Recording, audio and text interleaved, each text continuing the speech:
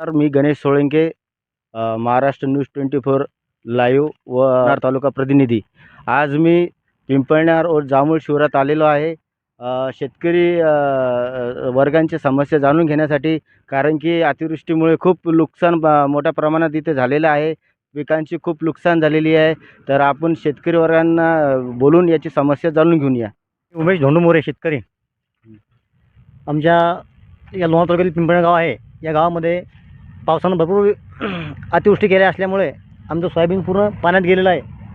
त्या सोयाबीनला तुरीला अशा प्रॉब्लेम असल्यामुळे आमच्या इकडे शासनानं फडणवीस शासनानं हेक्टरी 8.5 रुपये केलेलं आहे आणि पंजाबमध्ये हेक्टरी 50 रुपये देत आहेत. तर या शेतकऱ्यांना सरसकट कितीची मदत मिळाली पाहिजे? महाराष्ट्रामध्ये शेतकऱ्यांना सरसकट 50 रुपये हेक्टरी मिळाले पाहिजे. तर आमच्या या लोणार तालुक्यामध्ये फक्त 8,500 रुपये हेक्टरी भेटत आहे.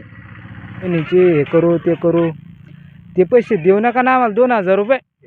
पण हे पहा ना, आता हे कसं नुकसान झालंय. 1,500 आणि 2,000 काय होणार आहे माऊली? तुम्ही बँक माफ करा. तुम्ही पंजाबमध्ये 50,000 रुपये दिले हेक्टरी. या इकडे आपण पाहू शकता. हे इथं मी सध्या पावसामध्ये शेतामध्ये आलेले पाणी करत आहे.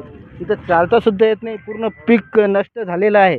हे तुम्ही बघू शकता. हे पूर्ण पीक नष्ट झाले. महाराष्ट्र राज्य सरकारने बुलढाणा जिल्हा व लोणार तालुक्यांना खूप अतिवृष्टीमुळे नुकसान झालेले आहे. तसं शेतकऱ्यांच्या सर्व मागण्या आहेत की पंजाबमध्ये जसं 50,000 हेक्टरनं मदत मिळाली, ती आपल्या महाराष्ट्राला सुद्धा तात्काळ मदत मिळावी, असं सर्व शेतकरी वर्गांचं